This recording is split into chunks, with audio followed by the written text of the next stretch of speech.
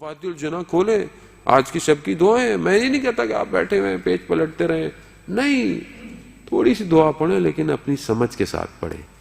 یہ سمجھیں کہ پڑھ کیا رہا ہوں.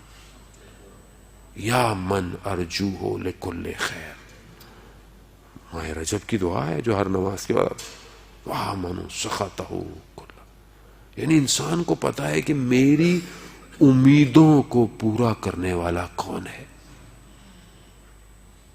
عزیزان محترم، میرے وجود اور میرے درمیان جو سب سے زیادہ قریب ہے وہ پروردگار ہے، یعنی مجھ سے بھی زیادہ میرے قریب ہے.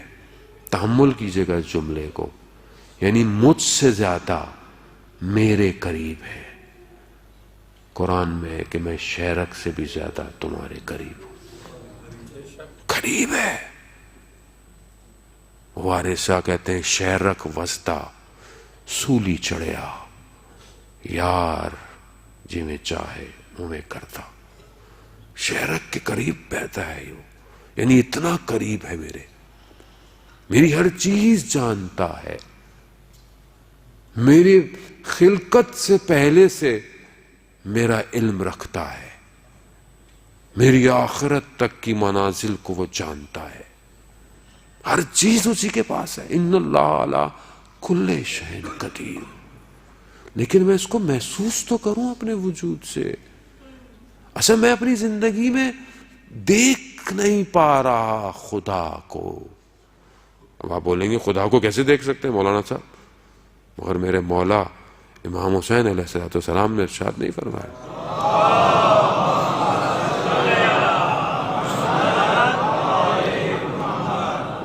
کہ اندھی ہو وہ آنکھ جو تجھے نہ دیکھ سکے؟ مولا کائنات کا امام حسین کے دعا رفع میں ہے کہ پروردگار. عزیزان محترم، کہاں سے دیکھوں گا میں؟ اس آنکھوں سے دیکھوں گا. اندر کی آنکھ سے دیکھنا ہے. لیکن اندر کی آنکھ کیسے دیکھے گی؟ جب آپ اس کے آگے سے پردے ہٹائیں گے. وہ پردے کب ہٹیں گے؟ کہ جب آپ اس کو صاف کریں گے. دنیا کا کوئی ویکیوم کلینر یا کوئی ڈٹرجنٹ آپ کے قلب کے میل کو صاف نہیں کر سکتا. ذکر نور، ذکر ہے جو اندر صاف کرے گا. عزیزان محترم، مجھے نہیں پتا کہ اتنی میں عرصے سے جو کتابیں پڑھی، جو بھی پڑھی، بہرحال کیا پڑھی میں نے بھی کیا پڑھی میں جانتا ہوں، مگر ان سے مجھے نہیں پتا میرے دل کی کالک اور سیاہی ختم ہوئی نہ ہوئی، مگر میری داڑھی کی سیاہی ختم ہوتی جا رہی ہے. کیونکہ درد اور غم ہے عزیزان محترم. جتنا معاملہ قریب ہوتا جا رہا ہے مجھے شدت سے احساس ہوتا جا رہا ہے کہ میں کتنا وقت آخرت کو دے رہا ہوں اس دنیا میں. عزیزان محترم، کبھی کبھی دل چاہتا ہے پھٹ پڑے انسان تنہائی اور خلوت میں بیٹھ کر کہ قبر سے پہلے قبر کو یاد کروں میں. کوئی مدد نہیں کرے گا عزیزان محترم اس قبر کے اندر. میرا مولا کائنات فرماتے ہیں اللہم انی اسألک یوم لا ینفع، کہ پروردگار میں تجھ سے سوال کرتا ہوں اس دن کا جس دن کوئی چیز نفع نہیں دے گی سوائے قلب سلیم کے.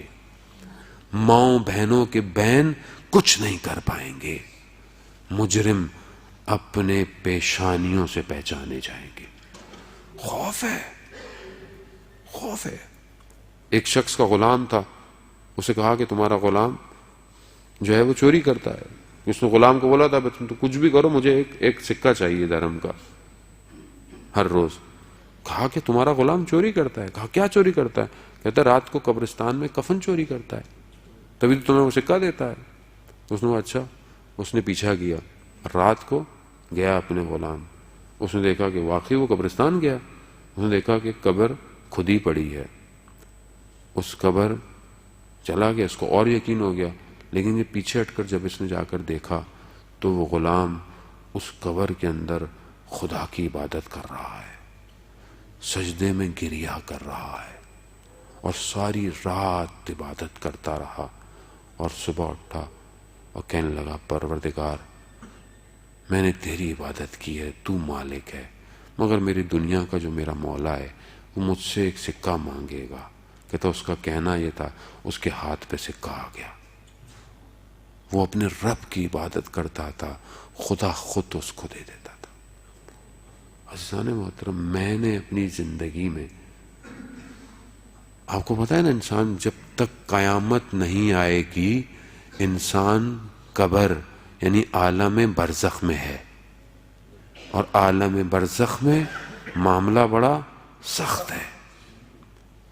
میں نے اپنی زندگی میں کتنا وقت گزار رہا ہوں اس عالم کے لیے. یہ تو بولے میرا ایمان نہیں ہے، یا تو آپ بولے میرا ایمان نہیں ہے تو میں بات ہی نہیں کروں آپ سے. لیکن آپ بولے نہیں ایمان ہے، قبر میں جانا ہے، قیامت تک ایک جگہ پہ رہنا ہے جہاں کوئی یار و مددگار نہیں ہوگا. دفنا کر چل دیے، نہ دعا نہ سلام، ذرا سی دیر میں کیا ہو گیا زمانے کو. عزیزان محترم، انسان جو دنیا میں کر رہا ہوتا ہے کیا کر رہا ہوتا ہے. مولا کائنات حضرت علی ابن ابی طالب علیہ الصلوۃ والسلام، اللہم صلی علی محمد.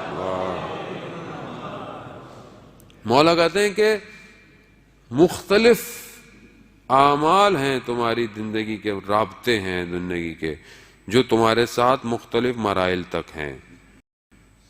کہا پہلے یہ تمہارے دنیا کے معاملات ہیں سارے، خوب یہ جب تم دنیا سے چلے جاؤ گے تو یہ معاملات سب ختم ہو جائیں گے. کہا دوسری تمہاری اولاد ہے، یہ کب تک تمہارے ساتھ رہے گی؟